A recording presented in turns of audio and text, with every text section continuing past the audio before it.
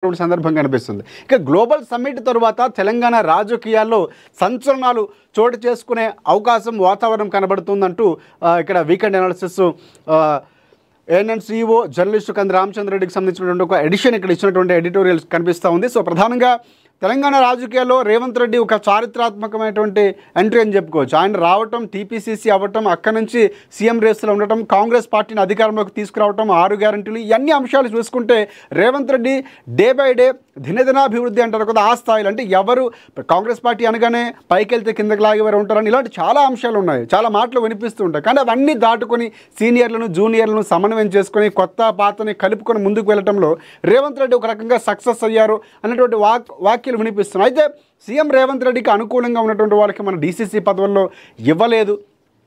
మొన్న ఎమ్మెల్సీ ఎన్నికల్లో కూడా ఎమ్మెల్సీ పదవులు ఇవ్వడంలో కూడా వేం నరేందర్ రెడ్డి లాంటి వారికి ఇవ్వనటువంటి సందర్భాలు. ఎందుకంటే వేం నరేందర్ రెడ్డి చాలా కీలకంగా రాజశేఖర రెడ్డికి ఎలా అయితే చేదోడు వాదోడుగా అప్పుడు ఒక వ్యక్తి ఉండేవాడు, సో ఇక్కడ ఈయనకు కూడా సేమ్ అలాగే వేం నరేందర్ రెడ్డి అంటే ముందు నుంచి ఇప్పటి వరకు కూడా సమన్వయకర్తగా ఒక రకంగా ఆడికి చేదోడు వాదోడుగా ఉన్నారు. అలాంటి వ్యక్తికి ఎమ్మెల్సీ ఇవ్వాల్సిన అవసరం ఉందని వినిపించినా కూడా అంటే ముఖ్యమంత్రికి అనుకూలంగా ఉండేవారికి, ముఖ్యమంత్రి చెప్పిన వారికో లేకపోతే వారి మనుషులుగా చలామణి అవుతున్న వారికి ఎవరికి కూడా పదవుల్లో అగ్రస్థానం నుంచి కాంగ్రెస్ పార్టీ హైకమాండ్ నుంచి ఎక్కడే అలాంటి కూడా సహకారం అందట్లేదు అన్నటువంటి సారాంశంగా చెప్పుకోవచ్చు ఈ అంశం. సో ఇక్కడ మరొక కీలకంగా ఒక వార్త చూద్దాం.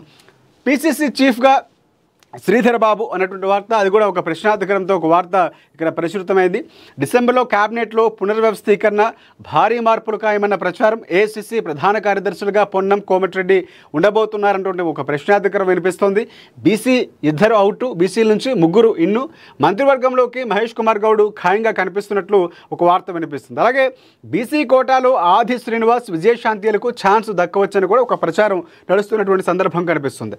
వెంకటరెడ్డి స్థానంలో రాజగోపాల్ రెడ్డి, మల్రెడ్డి రంగారెడ్డికి ఒక లైన్ క్లియర్ అయింది అన్నటువంటి ఒక ఊహాగానం. అలాగే TPCC చీఫ్తో పాటుగా శ్రీధర్ బాబుకు హోంమంత్రి దక్కుతుందని కూడా ప్రచారం జరుగుతుంది. సీనియర్ మంత్రుల శాఖల్లోనూ భారీ మార్పులు ఉండబోతున్నాయి.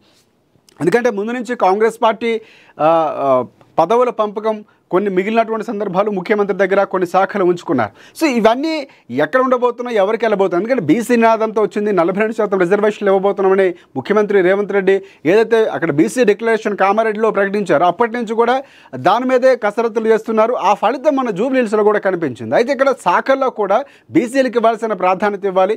ఎవరైతే బాగా పనిచేయట్లేదో వాళ్ళ మార్పులు చేర్పులు ఒక క్లియర్గా అంటే 2028లో ఎన్నికలే గెలిపే లక్ష్యంగా ముందుకు వెళుతుందా కాంగ్రెస్ పార్టీ అంటే ఖచ్చితంగా. ఎందుకంటే నేతలు సమన్వయం చేసుకోవడం, ఎవరైతే అసంతృప్తితో ఉన్నారో గతంలో ఇప్పుడు వాళ్ళని సంతృప్తి పరిచే విధంగా కొన్ని మార్పులు చేర్పులు చేయబోతున్నారు.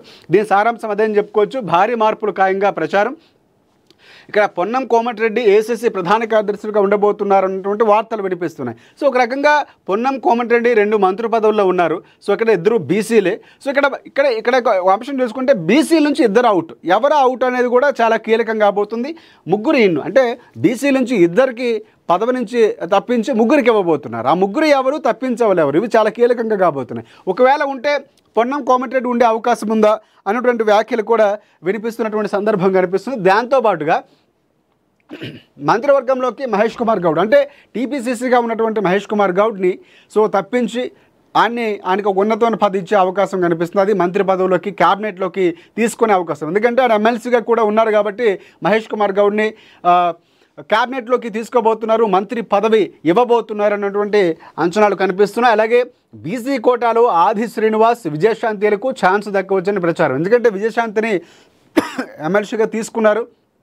అనూహ్యంగా ఆమె పేరు మహిళా కోటా కిందనో లేకపోతే ACCగా వచ్చినటువంటి మీనాక్షి నటరాజన్ వచ్చిన తర్వాత విజయశాంతి యాక్టివ్ అవ్వడం సందర్భం కనిపించింది. ఎందుకంటే కాంగ్రెస్ పార్టీ ఎన్నికలకు ముందు ఆమె కాంగ్రెస్ పార్టీలో జాయిన్ అయినా కూడా ఎక్కడ కూడా కనిపించినటువంటి సందర్భాలు గెలుపు తర్వాత స్తబ్దుగానే ఉన్నారు.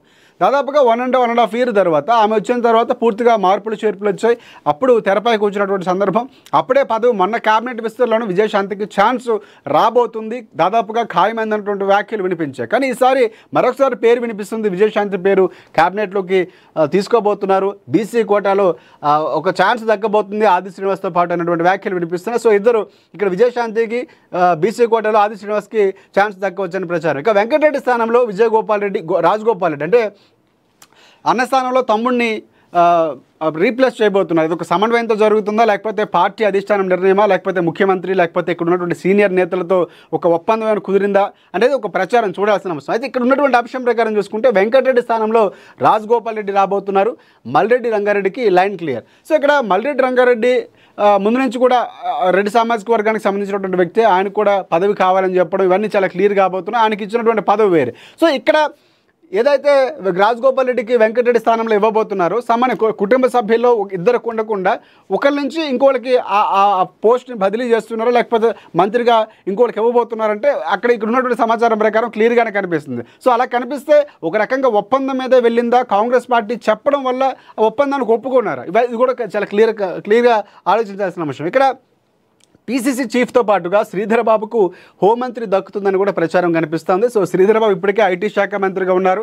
సో తనదైన పనిని కొనసాగించుకుంటూ ముందుకు వెళుతున్నారు. కాంగ్రెస్ పార్టీ అదనంగా ఆ బాధ్యతతో పాటుగా అంటే ఐటీ శాఖతో పాటుగా అప్పగిస్తుందో, లేకపోతే ఐటీ శాఖను ఏమైనా ఇంకొకరికి మార్పులు చేర్పులు చేసే అవకాశం ఉంది. ఇవన్నీ కూడా క్లియర్ కట్గా వినిపిస్తున్నటువంటి అంశాలు. సో భవిష్యత్తులో ఏం జరగబోతుంది, ఇటువైపు డీసీసీ నియామకాలు జరిగిన తర్వాత సర్పంచ్ ఎన్నికలకి ముందుకు వెళుతున్నటువంటి సందర్భం కనిపిస్తుంది. మొదటి విడత నామినేషన్ల ప్రక్రియ కూడా నిన్నే ముగిసింది. సో ఈ నేపథ్యంలో కాంగ్రెస్ పార్టీ ఎలాంటి నిర్ణయాలు తీసుకోబోతుందంటే మంత్రివర్గ విస్తరణలో కూడా మార్పులు చేర్పులు చేస్తుంది. ప్రజలకు అందుబాటులో ఉండాలని